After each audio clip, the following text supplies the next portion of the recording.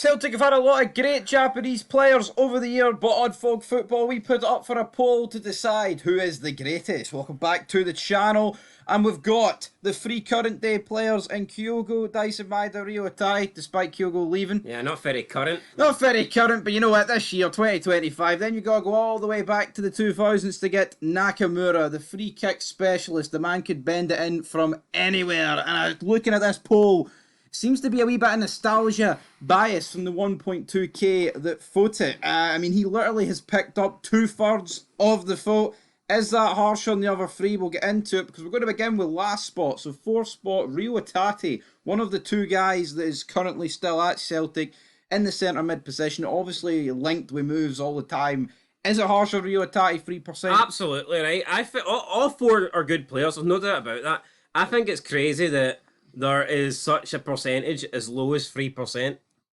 To me, I would expect that every player here to get at least double figures. Ideguchi would be about 3%. And even then, I think like if Rio Hatate being the lowest player at 10 or 11%, I'd think that was pretty low. But for him to only get 3% of the vote is crazy, I think. I'm not saying he isn't the worst player out the four, but I just think 3% is very harsh. The gap between the best and the worst doesn't warrant someone being at 3%. You know, we're not talking about Nakamura's on a level of a Larson compared to the other three. It's not like that. And I think that, I do believe people are looking for the nostalgia specs here, but let's take them off. Does Dyson Maeda deserve to be on 23% compared to Rio Hatate? Well, no, but we'll go into Kyogo first because he's up next, 9%. He's in third place. I think this might just be down to the fact he's left them recently. And that might hurt a few people. I think if this poll's done a year ago, or if Kyogo's still at Celtic, I think he's getting more than 9% of the vote. I agree, but doesn't that just highlight the fact that Rio Hatate would probably have got less then? Yeah, which we could be looking at 1 or 2. If Rio Hatate moves, I mean, the guy could be getting 0%. Second place, we have Dyson Maeda, 23%, who, I mean, great run of form, but honestly, if I had to say who's had the better career at Celtic, is it Kyogo or Maeda? I'd probably just edge Kyogo. Yes, Kyogo for Ange, first 2 seasons was absolutely, I mean, pretty much phenomenal, man. He was like the real catalyst for early on. Dyson Maeda, well, you know what? You look at his Celtic career, I'm not going to sit here and say it's been mediocre or anything like that, but he definitely got labelled as inconsistent early on, didn't he, in the first couple of years? It's only really until... Maeda's a bit weird. I feel like his best years have actually came under Rodgers, which I feel like most of the players of the Ange era was the opposite. Pretty much known for having no end product. But he was still obviously running about like a headless chicken. Causing Tav a shitload of problems. Yeah, well, that's it. Everyone here's caused me a lot of pain in Tav. Well, not Nakamura, but the other three certainly have. But Dyson Maeda with a 23%, getting about just, less than a quarter of the poll. But then, in first spot, Nakamura, 66%. Horrible number, that. Aye, but I mean, I tell you what, it's just, Nakamura, right, fantastic, set pieces, right, but are you not surprised, though, because there's probably going to be a lot of people on this poll who've never even seen Nakamura play. Got a bit of that in mind. We're talking about, 15 to 20 years ago. Someone in this game just got cracked in the back of the head, by the way, not even looking. A bystander. Standing with it. Fuck, that's the second time. Standing with their back to the ball, and the ball just smashed them in the back of the head. That mustn't have been good. I know what that's like, getting cracked. And the game, for context, folks, is Shelbourne versus Linfield. Hold on, I need to see this.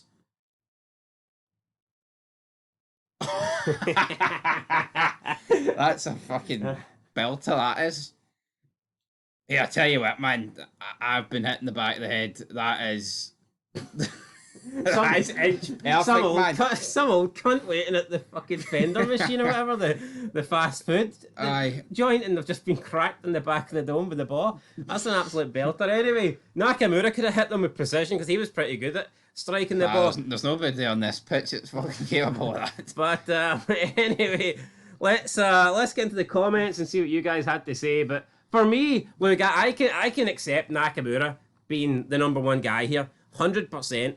What I can't accept is people thinking that he is this much better than the rest. I'm not sure. Honestly, I don't think there's much between Nakamura and Rio Hatate. See if you take out his set piece abilities and his which obviously he was known for, scoring bangers and free kicks. I don't think there's much between. I'd actually maybe say all round Tataki's a little bit of a better player than Nakamura. Yeah, but I think I touched on it. Nakamura lacked an engine. I touched on this a couple of weeks ago, or not weeks ago, a couple of days ago. Pace and strength and just fitness as well. It wasn't as... Nakamura, set piece players, right? He's got a standout trait. I think Rio Tati's kind of a jack of all trades, master of none. I know that may sound harsh, but that's kind of what he is. It's like Beckham. I know you're taking away their best ability, right? But let's say you take away Beckham's free kicks and set pieces. He is a pretty bang average player who, if it wasn't for his looks and the fact that he was married to Spice, would not probably be remembered. Yeah, no, but it's Dyson Maeda as well, right? He's known for tracking, right, and his pace. If you take that away, but then it's if buts, folks. You're right. Like, yeah, if you take away, but then if you cut off Messi, Ronaldo's legs, then what are they? You know what I mean? It's like, where do you draw the line? Where do you draw the line? I draw the line at the comments. Let's see what these guys have got to say. Glasgow G, Nakamura was a player, to be fair. Can't deny that. That's suggesting that the other three were shite. Could be. We've got Josh. That's Full Metal. It's Full Metal Jacket, that movie there. Obviously, Ideguchi. I'm going to disagree with that. Yeah, Ideguchi unfortunately didn't make the cut. Naka, no contest. Back when I supported that mob, he was my favourite. Now, there's a very interesting... Yeah, this is an interesting story for anybody that wants to learn more about it. See Ponderosa, 67. They said, please expand with the laughing emoji. I'm willing to bet 4 days on, they probably wished he didn't expand. Aye, so basically this guy used to be a Celtic supporter and then he decided that this club's not for me. Don't work for me, brother. Don't work for me, brother. But yeah, he said mental. Well, we said mental. Who do you support now? He said Rangers, of course, purely out of protest. Plus, I always preferred blue. Anyway, now I actually believe that is a comment being deleted here. Not by me. I don't delete comments. Not by us. YouTube must have flagged it because there was definitely a comment bashing Celtic, going very deep into Celtic. May I add? Looks like Gorgas for Congress has had a wee comment deleted. Anyway, that would have been an interesting piece of story time, but we'll have to live in all day. But it's not very often that someone switches. I'll tell you that, man. Guetta Grip says it's not a political party and you're not a fan. Some people would argue it is a bit of a political party that's going on, but John says it's tough to beat the legend of Nakamura. So there we go. Celtic fan Kota Teakai should have been a Celtic player. Massive opportunity missed. Nakamura. Oh well, that's no good there. Isn't it? No. Nakamura was the top kiddie. Oh, that one there. Oh, Nakamura. He was the top kiddie. Where are you reading that from? Dean Cunningham. Oh, Nakamura was the top kiddie. Let's be honest. But Kyogo was my favourite. Are we just going to ignore that RFC? We'll just ignore that. We'll just ignore that. But I tell you what, I do remember that being a big chant though back in the day. Wee bit before my time, that chant didn't pick up on it. But it's good that we've moved on since then. You know, because I haven't seen Maeda, Kyogo, or Hitati come under such criticisms. No, definitely. Or Ideguchi or Kobayashi. Well, they have to get a start first, wouldn't they? Well, true. But Shug. Rose tinted specs with Naka. A couple of extremely high profile goals to see that. The reality, though, was very frustrating. More often than not, struggled to make an impact on games. Obviously, the set piece prowess was a weapon, but all too often he got pushed off the ball a few times as his head went down. Well, yeah. I mean, lackey engine as well. A lot of people talking. I mean, a lot more examples getting fired through. Might as well ask who's the best Swede who played for Celtic is. Well, we can get on to that.